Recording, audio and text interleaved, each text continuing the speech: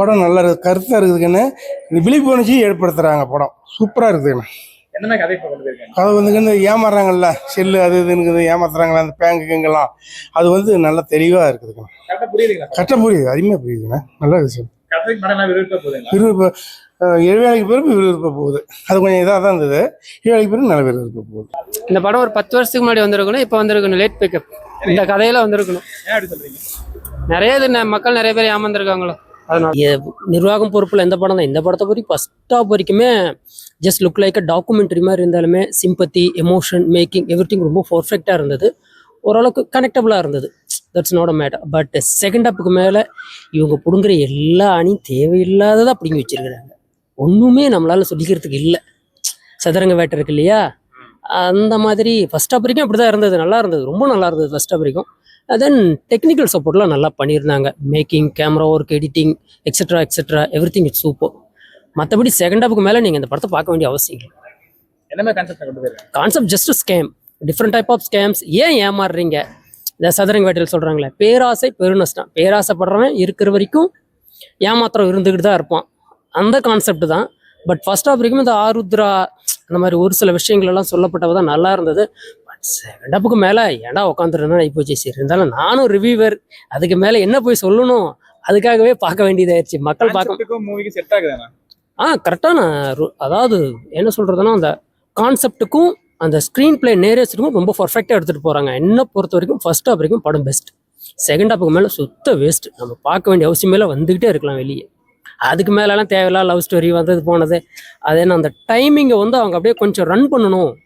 இந்த என்ன சொல்கிறது, அந்த மூவி டைமை கொஞ்சம் ரன் பண்ணணும், எக்ஸ்டெண்ட் பண்ணுங்கிறதுக்காக தான் செகண்ட் ஹாப்பை தவிர மற்றபடியெல்லாம் ஃபர்ஸ்ட் ஹாப்போட எல்லாம் முடிஞ்சிருக்கு. நிர்வாகம் பொறுப்பில்ல.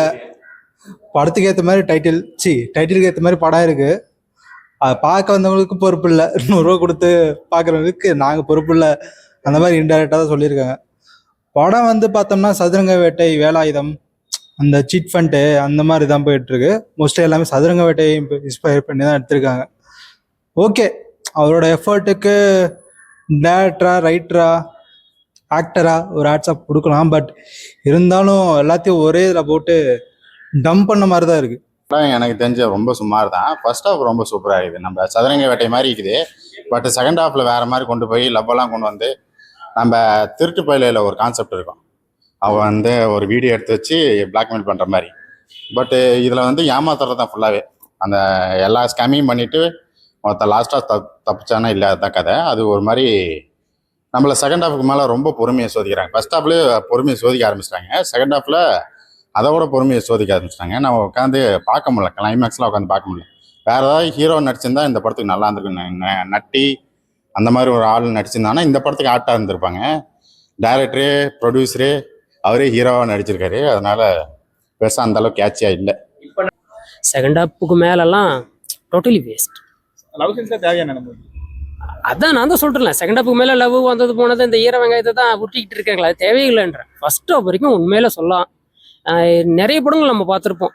அந்த பிளாக் அண்ட் ஒயிட் காலகட்டத்தில் இன்றைய காலகட்டத்தில் என்ன மாதிரியான கான்செப்டோ அந்த கான்செப்டை அப்படியே வச்சு உருட்டி இருக்காங்க. பட் அந்த உருட்டு நல்லா இருந்தது. செகண்ட் ஹாப் மேலே தேவையில்லாத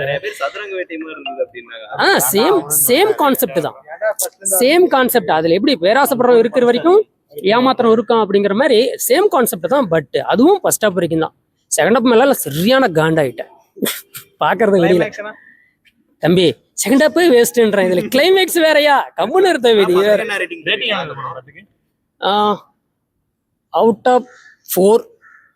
தென் ஃபர்ஸ்ட் ஹாப் அவ்வளவுதான். அதான் நான் சொல்லிட்டேன், டெக்னிக்கல் சப்போர்ட் செம்மையா இருந்தது. அதான் அதை விட முக்கியமான விஷயம், அந்த கதாநாயகனை கொஞ்சம் மாற்றிருக்கலாம். அந்த மூஞ்சே சரி, வேற மூஞ்சி இருந்தால் ஏதோ கொஞ்சம் மிடில் ஆவரேஜில் இருக்கிற ஆக்டர் சப்போர்ட் எடுத்திருந்தா கூட கொஞ்சம் நல்லா இருந்திருக்கும். அவருக்கு வந்து நடிக்கவும் தெரில, ஒன்றும் தெரில. அதுவும் செகண்ட் ஹாப்புக்கு மேலெல்லாம் அந்த லவ் சீன்ஸ், இந்த குழுமானெல்லாம் இது பார்க்கறதுக்கு சரியான காண்டாயிட்டு. தமிழ் சினிமாவில் எத்தனை படம் ரிலீஸ் ஆனால் நல்ல படம் இருந்தால் மக்கள் கொண்டாடுவாங்க, நல்ல படமாக இருந்தால் காரி துப்புவாங்க. அவ்வளோதான். அது எந்த டைரக்டராக இருந்தாலும் சரி. இப்போ இன்றைக்கி நான் ஒரு மூவி கிரிட்டிக்காக இருந்தேன், நானே நாளைக்கு போய் ஒரு படம் எடுத்தாலும் நல்லா இருந்தால் பார்ப்பாங்க, இல்லைன்னா பார்க்க மாட்டாங்க.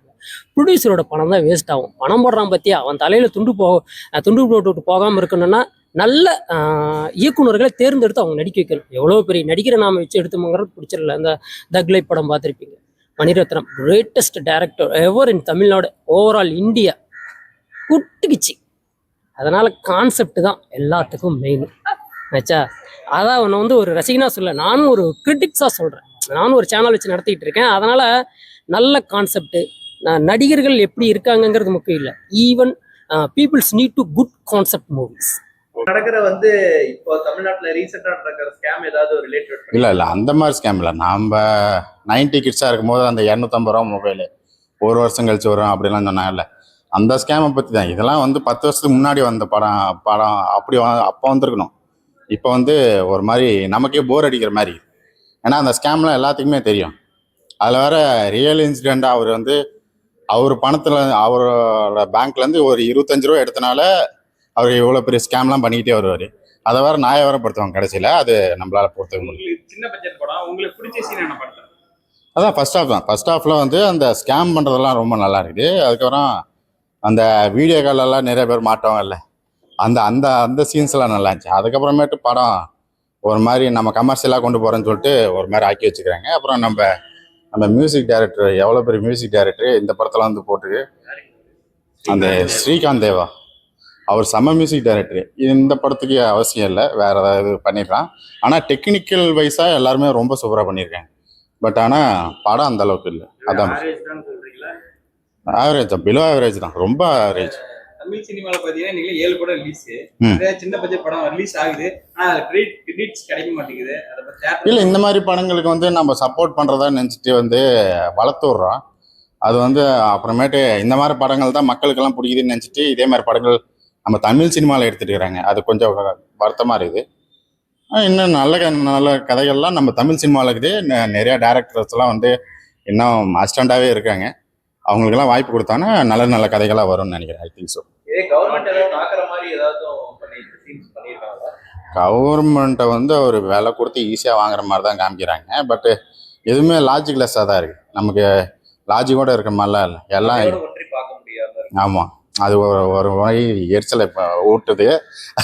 பக்கத்தில் உட்காந்துட்டு ஒருத்தன் மூஞ்சியை பார்த்துட்டு இந்த படம் பார்க்கறதுக்கு முன்னாடியே ஒன் டைம் பார்க்கலாம். ஒரு ஜாலியாக இருந்துச்சுன்னா உங்கள்கிட்ட காசு ரேட்டிங் இதுக்கு வந்து 2.5 அந்த மாதிரி தான் கொடுப்பேன். 10